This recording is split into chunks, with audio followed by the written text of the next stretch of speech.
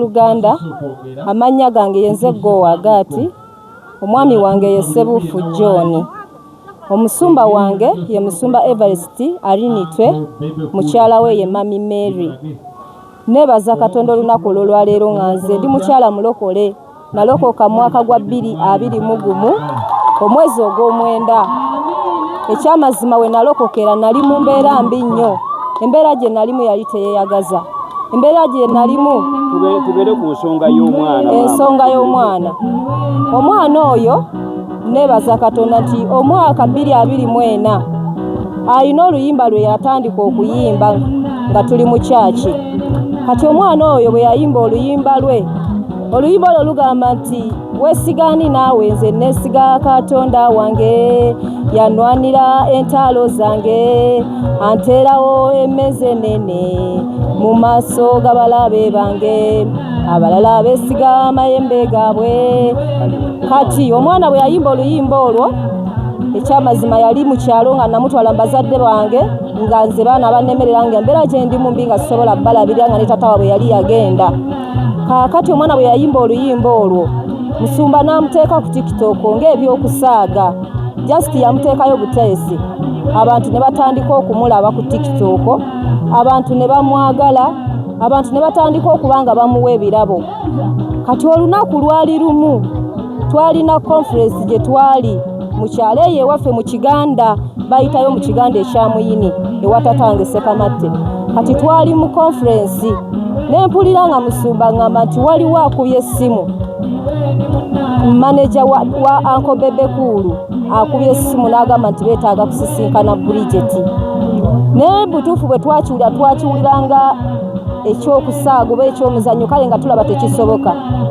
Kati Musumba n'ayogera ne manager wa Uncle Bebe Kulu n'atubuuza embeera gye tuyitamu. Musumba n'ajja wano n'atukwata, era ng'omwana agenda mu maaso n'okuyimba ennyimba ze, ng'ayimba asinza asaba.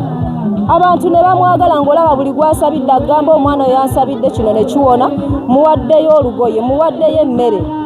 Kakati twali tuli awo nga Uncle Bebe Kulu akuba essimu ng'akubira Musumba wange Everest ng'agamba neetaaga okusisinkana famire ya Bridget. Yasooka n'atusuubiza okujja eno. Ekyamazima bwe yatugamba okujja eno twakiwuliranga ekirooto. N'abaakaawo ne pulogulamu ezimutawanya, nagala sigenda sisobola kujja eno, naye kyempulira njagala mujje munkyalireko, ng'ayagala nze Musumba ne Bridget ne muto we gwe bayita Luusi. Era bwe tutyo ne tuteekateeka, bambi n'atuyita ne tugenda ekiwaatule ne tukyalira ku Uncle Bebe Kulu.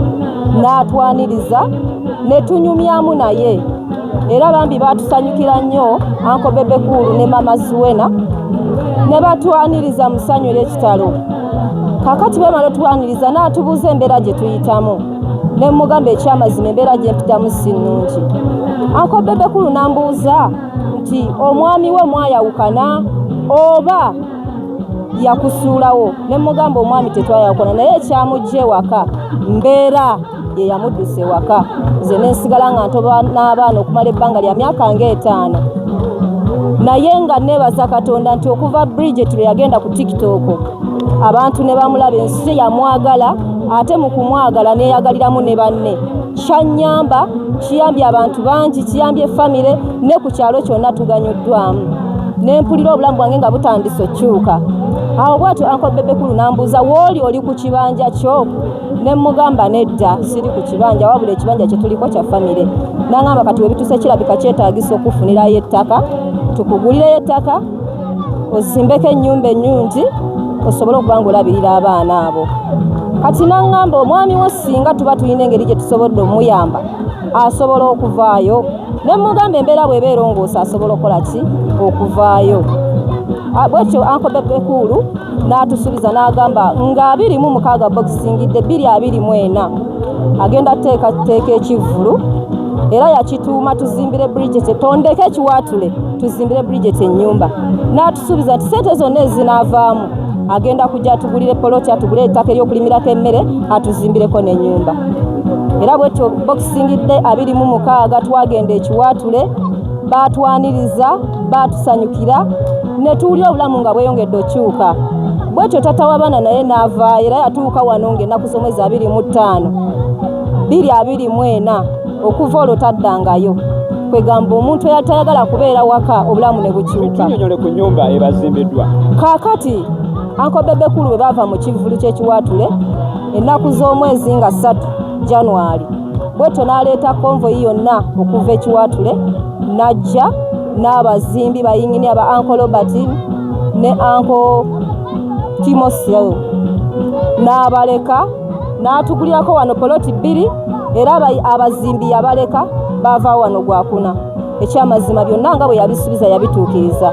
Bazimba ennyumba eno nga teyimirira nze nga saateekako yadde 11 saalina ssente n'omwami wange talina wabula ffenna nga tuli awo tewali asobola kuyamba munne naye okuva lwe baatuzimbira ennyumba obulamu bwakyuka tuli basanyufu kwegamba tulina emirembe ne bwe tuba tetufunye kyakulya tuwulira essanyu era ntwala omukisa guno okwebaza abantu b'ekiwatule mwenna buli omu yasobola okutola kyayina n'abanga asobola okutuyamba okutujja mu nnyumba eno efaanana bweti okulaba nga batwala mu maka amalungi. Tunnyonnyole ku biri mu nnyumba biki ebigirimu ng'otandise ogikuba kisikira omuntu agenda okulaba ekifaananyi ennyumba eno biki ebigirimu ebikweyagaza? Ennyumba eno ekisingira ddala okunsanyusa ennyumba nnungi sigibeeranga namu ne mu famire yewaffe teriiyo ne mu famire y'omwami wange tewali ayali agizimbye nali sikisubira nga si kirooto kyange. Ekisooka nnyumba nnungi langi zaayo zannyumira kasaminti kansanyusa kwegamba nnungi ate olunaku lw'eggulo nasanyuse kuba nalabye ebintu bye nali sisuubira na kusuubira.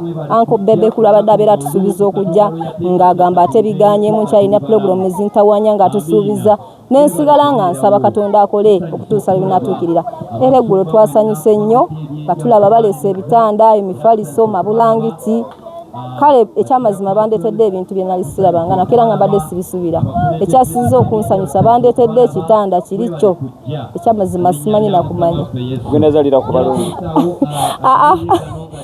akaseera akasigadde ekyamazima mpula nga njagala kuweereza Katonda wange kubanga ekyamazima singa nali siweereza Katonda bino byonna sandibifunye. Abantu abanyooma TikTok nti ekolerwako mize mibi bubaka ki bw'obawanga? Era nsaba abantu abanyooma TikTok Katonda abawe ekisa kuba bambi mu Anko Bebekulu bwe yagamba nti agenda kuzimbira Bridget ennyumba bangi abagamba nti tagenda gizimba era ne bagamba nti ekitone nnyo ajja kuba waayo akakadde kamu azimbe ennyumba ya buluumu 2 kisenge na ddiiro naye ekyamazima ennyumba gye nina ya bisenge 4 ngenda kwebaka n'ebirala bisigalewo kuba yanteereddewo eky'abaana abawala ekyabalenzi ekyaffe eddiiro gazi ate nga nze kyasi gye nkyalina abaana baki bawala bokka kati mpulira nga ndi musanyufu era ndi musanyufu kati aba TikTok ekyamazima abantu abasinga basubiza nze abaana bange bafunye ebyamagero okuva ku TikTok.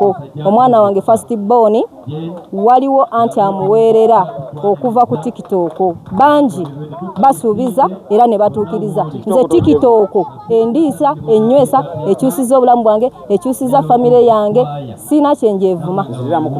Amannya gange nze Go Agati mukyala Sebufu John. Waliwo ekibuuzo ekirala Bridget aliwo kale tujja kuddamu tukunoonya badde mu kyamazima badde embeera ya bwavu ya nnaku era nga sisuubira nti batulizimba n'ennyumba efaanana bweti tekyali na kirooto sitwabirota nako naye okuva mu kwereza Katonda era wano wentwalira omukisa okuzzaamu abantu bonna abaweddemu essuubi nti toggwangamu ssuubi obudde bwonna Mukama alina enteekateeka ennungi. Omuntu yenna bwakusanganga n'akuzzaamu amaanyi kyoba olina okukola kugumiikiriza kubanga nze obulamu bwange nga sinaba kulokoka nali ntambulira mu bintu bya kisamize nga noonya omukisa ne gubula era ntwala omukisa okutegeeza abantu bonna nti ekyamazima baba wanoonya omukisa ne gukubula mu byensi mu by'okusamiza eyo omukisa guli mu Katonda. Abamu bagamba nti omukisa guli mu nnyanja nedda ffe guno omukisa gwe tufunye siguliiko saddaaka n'emu wabula gwabadde kuva mu Katonda era nga tuyitira musumba wange Everest era ntwala akaseera kano okwebaza omusumba Everest Katonda gye yamujja n'amuleeta ekyeguluuso bingi byakoze ekyalo kikyuse ku lw'essaala zasaba Katonda zamukozesa era ndi musanyufu mwenna mbadde mbeesunga Mukama bampeera omukisa. Bridget bamuyimirize wanasooka tusabiremu ku ssaala. Bridget, how are you? fine. How are you, Bridget? I'm fine. Oli fine, Bridget. Hey, pose sound yali eno.